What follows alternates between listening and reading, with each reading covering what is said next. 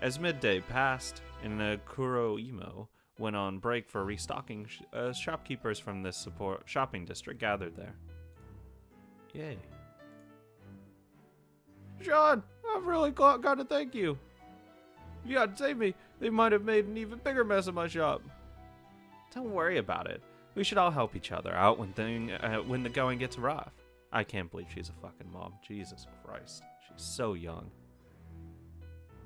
What are you sounding so smug for, stupid John? Thanks to you, they're gonna go after our shop now. How are you gonna make up for this? Oh. But Jean was wonderful. Because she gave everyone courage, we were able to chase them away together. You fought pretty hard yourself, President. You were so cool. Whistling noise. That's right, you were cool and did great. No. Well, I'm a bit of a man myself. I mean, that's not the point. The police keep calling us to call them when something happens, but they never help out. Even the shop got burned up by some people long ago, right? Help that comes late is no help at all. Well, that's why we all work together to put the fire out. Sean, everyone thanks so much. Thanks so much. Oh, everyone. Thanks so much for what you did back then. I thought she was addressing that everyone thanks her. Fuck. These people took me away, and I'd give up thinking that my store had burned down. Our president had a huge role during that, too. He was carrying a bucket around and splashing it all over the place. Is that true, President? You're such a bold old man. Well, I guess I showed a bit of hustle back there. I mean, no! That was only a little blaze, so it's no big deal. They might drive a dump truck into my shop. If that happens, it'll be all over in a flash.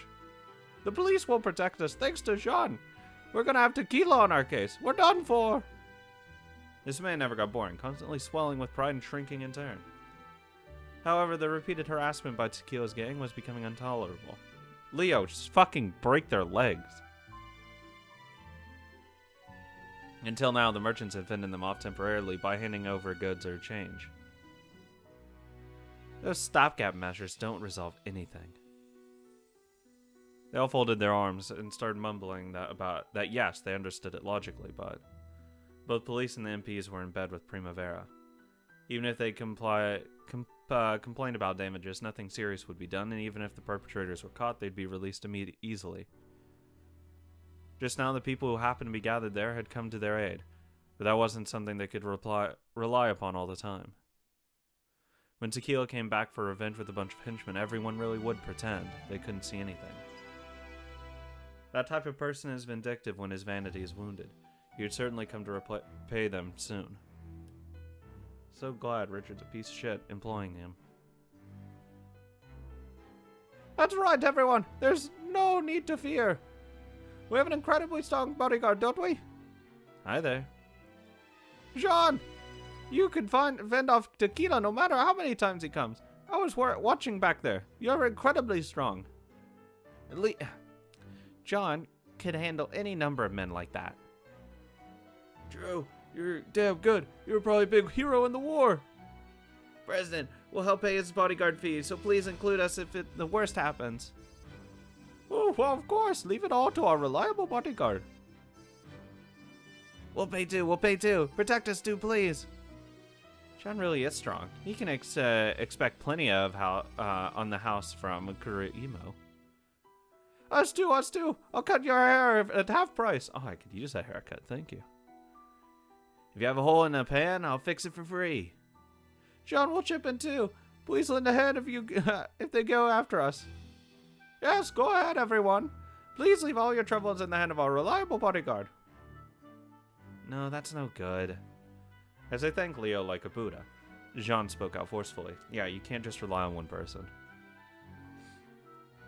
It's true that John is reliable. I'm sure he could fight off any number of henchmen Tequila might bring. But even John isn't going to be here every day, right? He'll go shopping, go on walks, and the rest of the time, probably. And rest some of the time, probably. You aren't planning to put a doghouse in front of the shopping district and tie him there with a chain, are you? Howl. It's not funny. Listen up, everyone. This problem affects all of us, right? You don't care as long as they don't go after your shop. You play dumb when they go after your neighbor.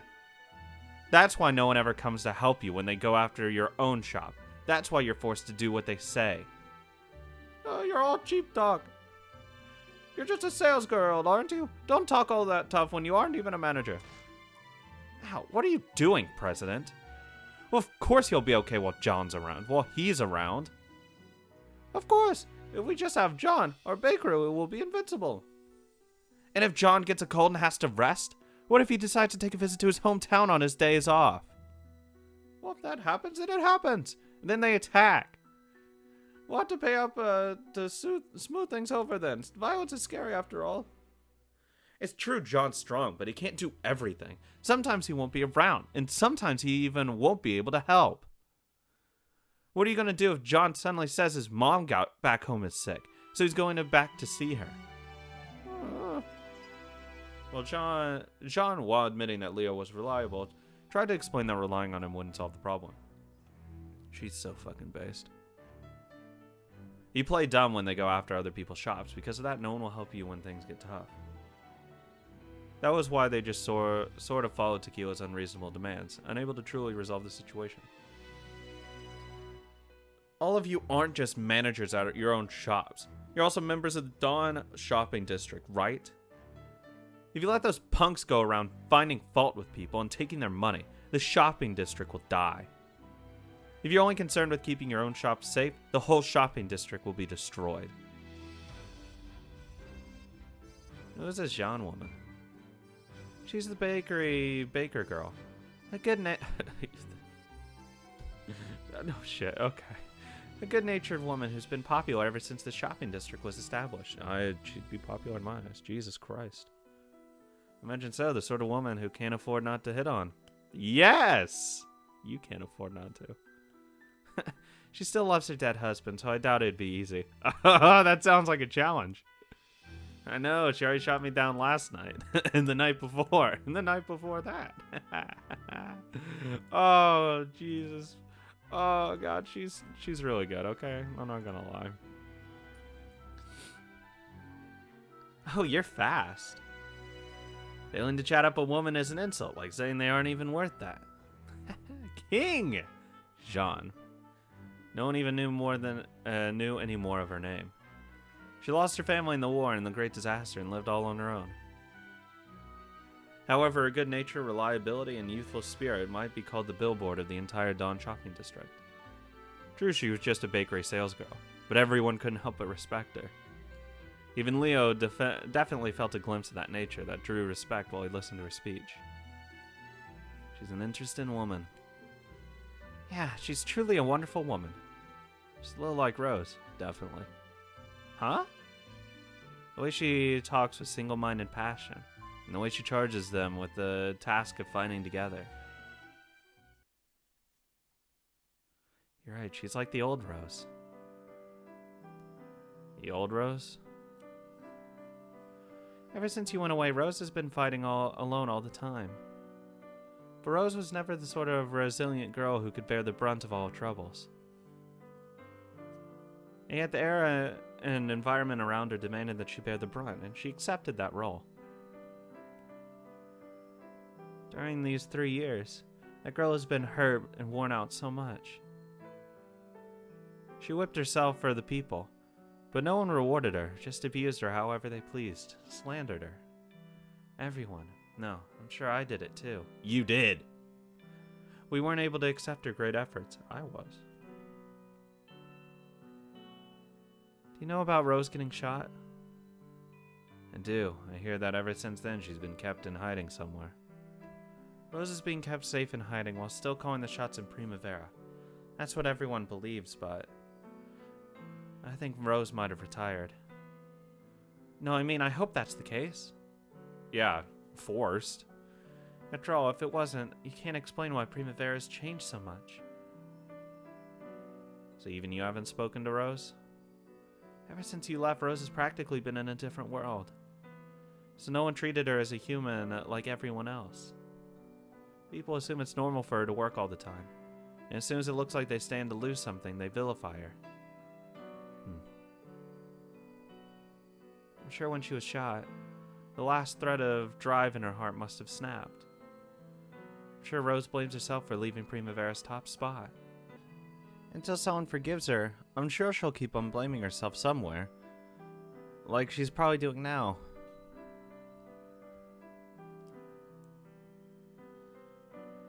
I'd like to have Jean and Rose meet. Huh? She looks like the exact opposite of Rose, but for some reason they both feel similar. Maybe the only one who can really understand Rose. Maybe it isn't me or Richard. God, what a based king. Maybe it's her. Even the customers will stand by our side. Once they see our courage, that is. So which one of you is going to show their courage and stir them up? I wouldn't do it. If they thought I was the ringleader, I hate to think what would happen next. And what about you, Chairman? I can't. It's impossible. Vice Chairman? Director? We might be able to manage something, but I couldn't stand out of the head. Okay, got it. Of course you guys don't have the balls to show that kind of courage. Of all the impertinence, so are you saying you're going to do it? Duh. Well, yeah, basically. I'll do it. When those Primavera punks show up, I'll stand at the front and welcome them in. But no deserting under enemy fire. Got that? You'll all follow behind me. Stand up against them together. Do you have the courage for that? I thought they might all fall silent. Ugh. However, without a moment's hesitation, someone cheered. Everyone turned around and there was a young man from the fish shop. Sure, if John's gonna do it, then I'm man enough to do it too. Please touch me. I could not do it. After almost immediately, another person appeared. I'll do it too. I've wanted to stew the guts of those punks up for a while now. Doesn't it just grind at you that those mere boys stepping all over us? That's right. Let's show them how much the guts merchants have. When the young people rose up, their passion engulfed the whole group. Then if everyone else was standing up, this person or that person would stand up too. Well, yeah, because then you're actively against what the will of the group is.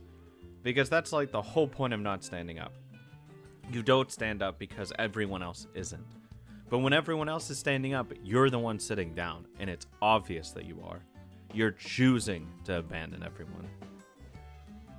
Because then the default is to stand. If we're all together, we can't afford not to do it. But if it turns into a fight, we old folks won't be of any use. What are you talking about? I'm still not losing to those young pups. You punks, the next time you show up, I'll go wild with my rolling pin. Whoa, that's our president. Now that's what I call a man.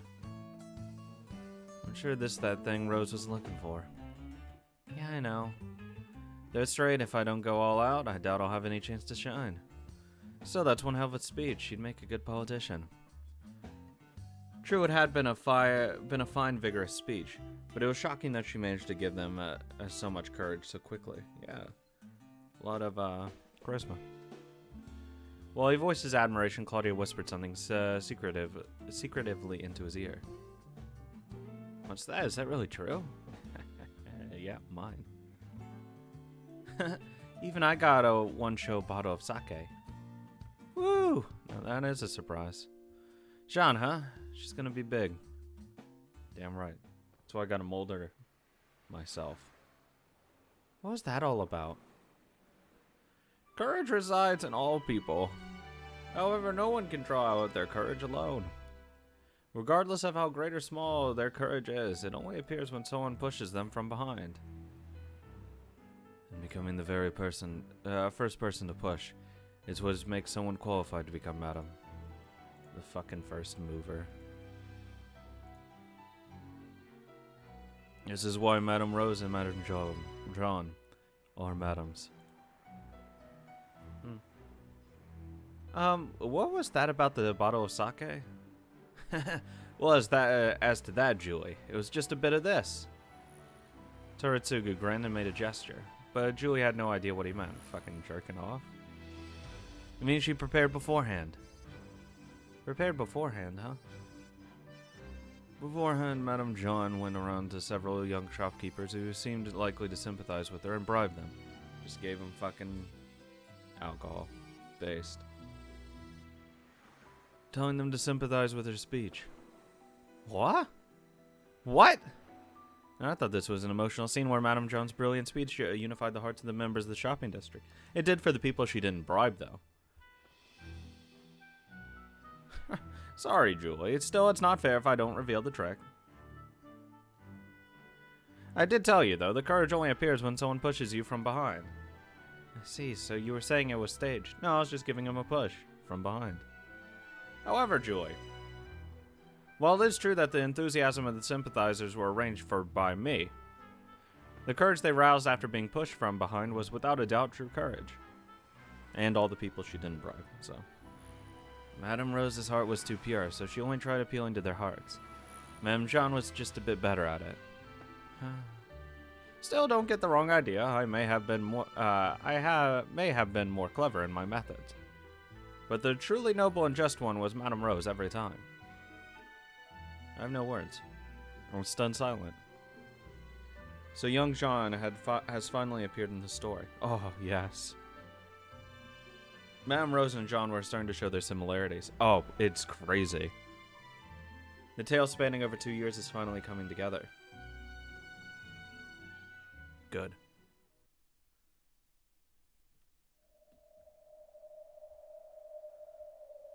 Hey there, John. I've invited a lot of friends over to play today. Like, totally. They're here. They're really here. Hey, President, don't get scared. Show them your guts. Letting out a miserable scream, President ran away timidly and unsteadily. What a fucking surprise. Watching this, the men golfed. Oh, that's no good, that president of yours. Does that thing really have balls? Like, totally. No, I guess I'll just have to take yours then. Oh, wait, there's nothing to take. Who doesn't have balls? Look how many people you brought just to fight me. Oh, you weren't the only one I want to play with today. I gotta think that Jun guy, like, totally. Sheesh, looks like business is booming at the bakery. Seriously, looks like they can't wait for their piping hot bread. John knows all about it. So, you're both basically punching bags now, right? Like, totally! Still, we are pretty hungry. I might forgive you if you hand over some of that bread. We'll have to empty out that old store, like, totally! We've got no bread to waste on the likes of you. Huh? When he heard the voice of the president, who had supposedly run away pathetically, Tequila and the others turned around and gasped. We got a fucking crew! Because standing there were shop owners and part-timers who had come running from all the shops in the Dawn shopping district. They were all scared. They all wanted to hide behind someone else's shoulder. However, they had all gathered without a single one running away. I mean, if we are all here, there's no reason to hide. They have to hide. The time for the showdown had begun. The resolve from all of them gave a push of courage to each of them. We'll never pay you guys again. You've mocked us too much. We've had enough. Get out of the Dawn shopping district. You aren't customers. People who aren't customers can go home. What's with these guys? They've all got these weird killing intent. Why do they have knives? Oh, God. Hey, is this sort of bad? Justice is on our side. Turn tail and run, villains. We aren't the sort of weaklings you can bully and take money from anymore. Wow, nicely said, President. Cool. Now I see why the young female customers are always talking about you. The young housewives can't get enough of your dandy style.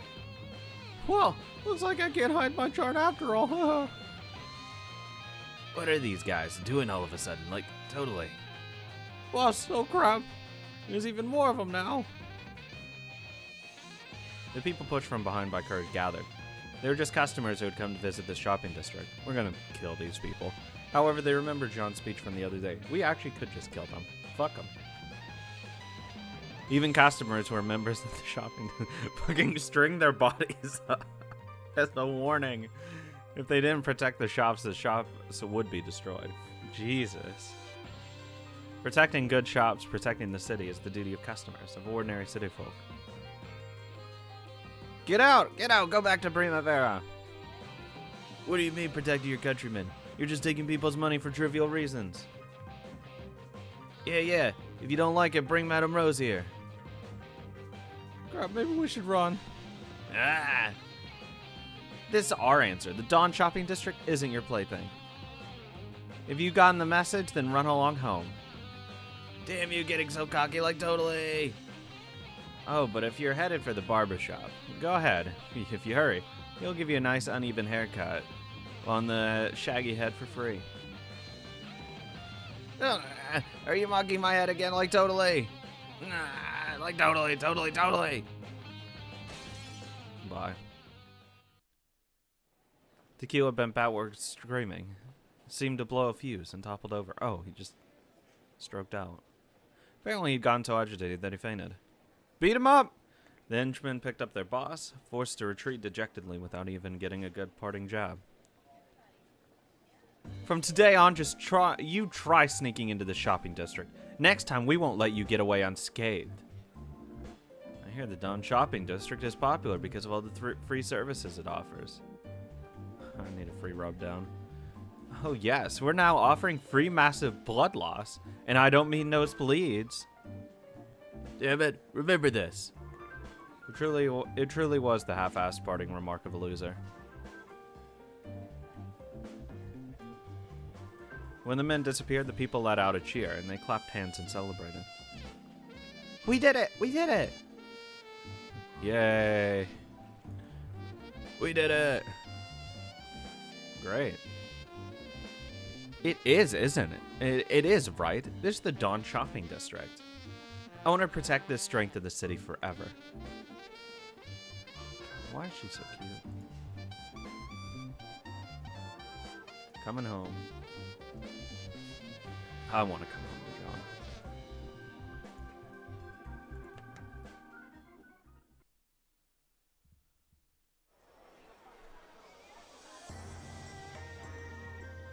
Hey Lee, how's it going?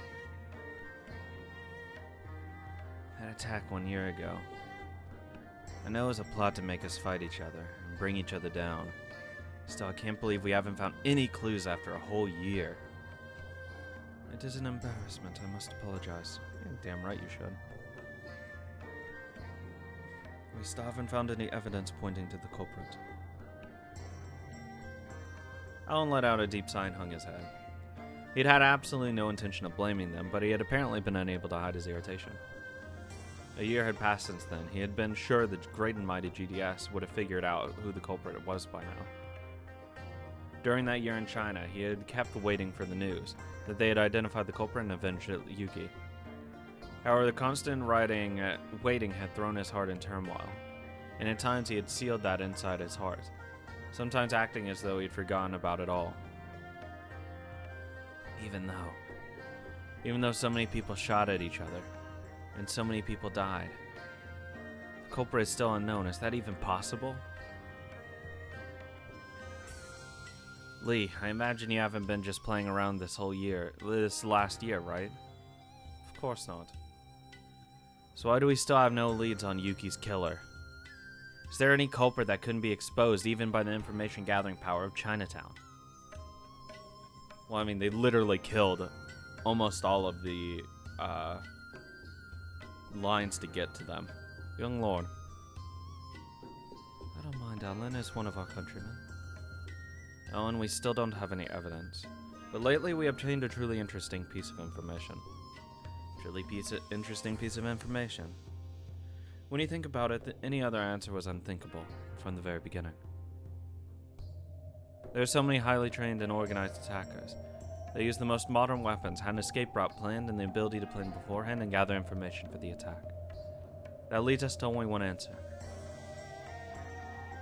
You don't mean. This is information from a high Chinese military official at the GHQ. The second staff office, which is in charge of secret service organizations, has been keeping surveillance on a certain officer in the City 23 occupying forces HQ. Surveillance. And that target of their surveillance is Major Gabriel Kaburaya. He's the public order officer, of City 23 who was assigned to that post last year. But in actual fact, he was the head of a secret service organization secretly tasked with countering organized crime. His job was probably to get close to Primavera and integrate them into a network of US military spies. I don't really get it, but he's basically a big shot in some spy agency, right? Sure. A rough way of putting it, but yes. He was apparently given permission to use extra legal measures to approach Primavera. And when we went back through Gabriel Cabaraya's history, we discovered that he lost his family when they were caught up in an underworld feud. So he has a grudge against the underworld. That's probably a safe assumption, however, there was never a trace of it in his later record. Perhaps he was like you and Richard. So he was waiting all this time for a chance to take revenge. Most likely, the object of his revenge is not the individuals who killed his family, but the criminal underworld as a whole. Maybe he should work also on the US Mafia, but, you know, whatever. Or like gangs and shit, but whatever. Surely he kept his vengefulness hidden for over 20 years, as he waited for a chance to gain a post that would allow him to take revenge. Having two underworld powers fight each other over other would make his revenge more efficient, each other. And not only that, he could make the heads of both camps suffer the same pain as he did. The pain of losing family. Of losing sisters. Younger sisters. Gabriel Cabaraya. There's no proof whatsoever, but it does all add up. This is probably the truth. Though, because there was no physical evidence, it took a whole year before we could be certain.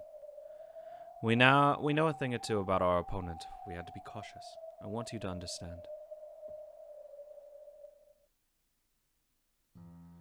Yuki's true killer, the one he'd hated beyond measure. Keith was the one who shot her, but this was the person who had practically pushed Keith into it. Okay. We're really taking his agency away from him right now. Okay. Yuki's true killer. You know what? I want all three heads to roll. I want Keith's head on a fucking pike. I want Richard burned. And I want Gabriel fucking boiled in oil. Okay? I want all three of these people to fucking die. Even though his identity had been revealed, there was no further anger in Alan's heart, nor was there a sense of accomplishment.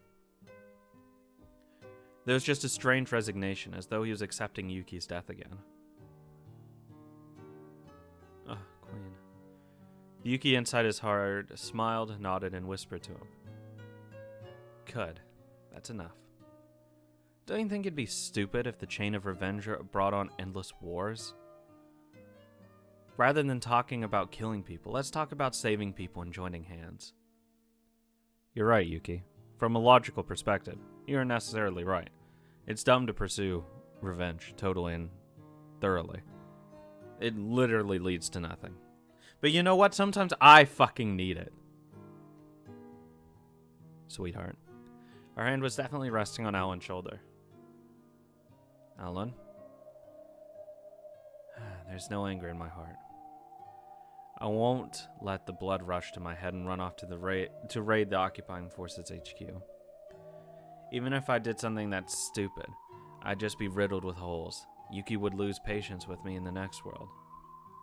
Oh, I want to join her, though. Not in the suicide way, but you know what? Yeah, there's a way I can have revenge. It's to make sure things never go his way again. We will avert a feud between the GDS and Primavera. We'll succeed in that and expose that guy. That will be Yuki and my revenge. A good revenge. I, Lee, will gladly participate in it. And I will sincerely support the revenge and assist you.